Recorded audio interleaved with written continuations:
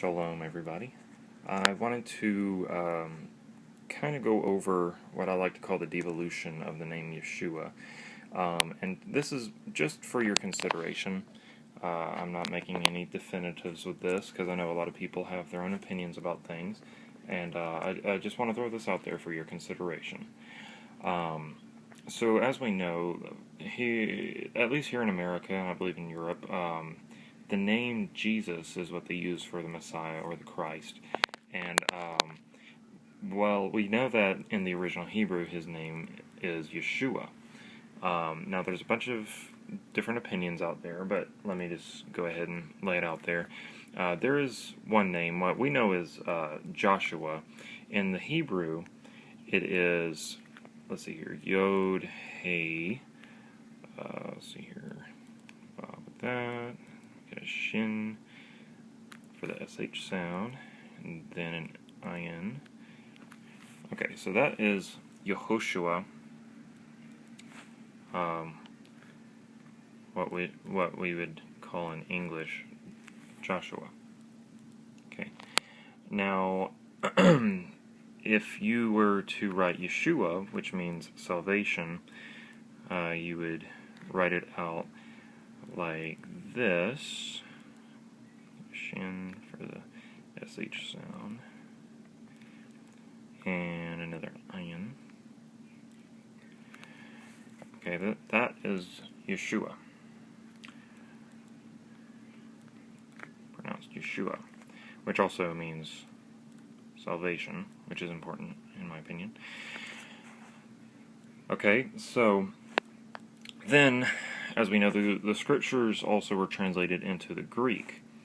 Now, the Greek would have written it something like this. It would have been iota, epsilon, sigma, really bad looking sigma. Let's see here, epsilon, and another sigma. And this sounds a little something like Jesus, something to that effect. The IE together in Greek, that's what provides the ye. And the sigma, in Greek, they don't have an SH sound. There's no sh or sh. So, sigma, it would have been the best substitute they had.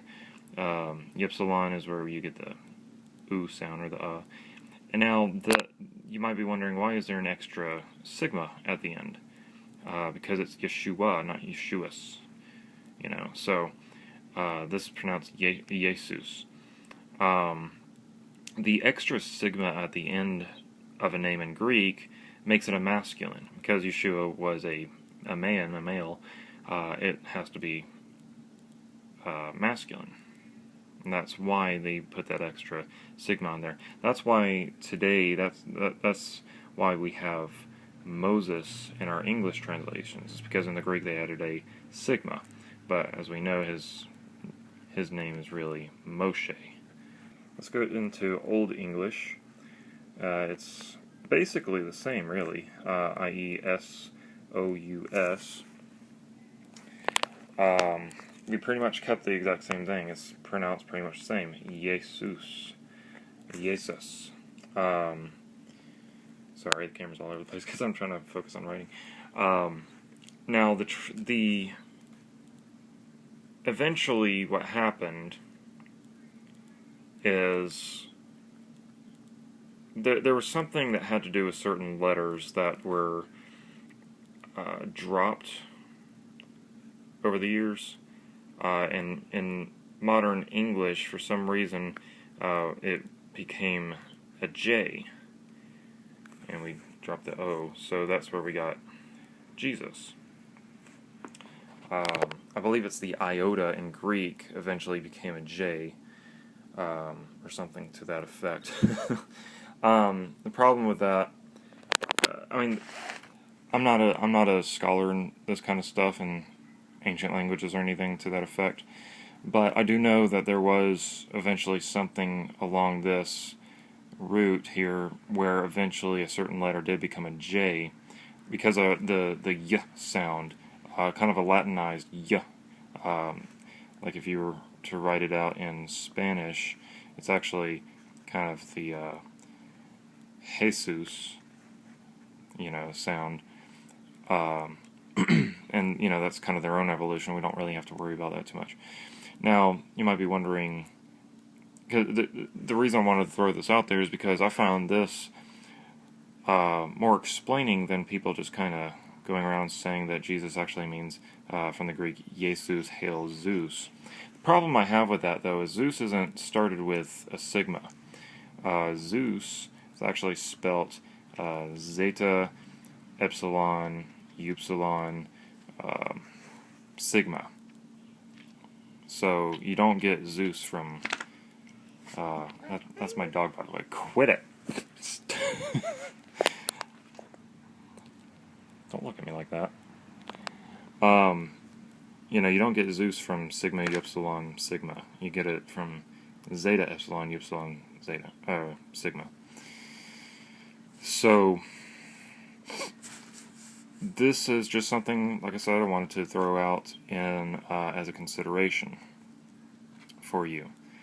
Sometimes it's possible that we like to, cry foul on everything, especially when you're converting from Christianity into your Hebrew roots, because all of a sudden everything that you were ever taught was just wrong. Christianity, you're not supposed to follow the law. Hebrew roots, oh wait, yeah, you are. And then you get into the whole thing about how, well, what about the name Jesus? His name was Yeshua. And then, some people, oh, well, it sounds like Zeus, so maybe it is Zeus, and so on. I'm finding, as I'm studying these languages even more, that it's not necessarily the truth. No, I will not call him Jesus, because that's not his name. As a matter of fact, Jesus doesn't even have a meaning. There's no definition to Jesus. His name is Yeshua, I believe, because it means salvation. And, all Hebrew names have meaning. That's how you pronounce it. That's what the angel Gabriel told them to name him, so that's what I'm going to call him, Yeshua. Hope this helped in some way. I hope you will at least take it into consideration. This is what I believe now.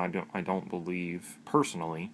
I'm not saying it's completely true, but I do not personally believe that Jesus or Jesus equals to hail Zeus. Before I go, I wanted to clarify something, because I kind of forgot that part. Makes it ooh, I believe. That's where you get the Yeshua. Here, I wanted to explain something about the iota. In Greek, the iota... By the way, yes, I had to go back and review this. Before I put something up, I try to review things. The Greek iota actually split when we got to the Old English, which back then wasn't called Old English, it was just called English. We got a split between the I and the J, and that's where that split came in. I'm looking through my camera lens here.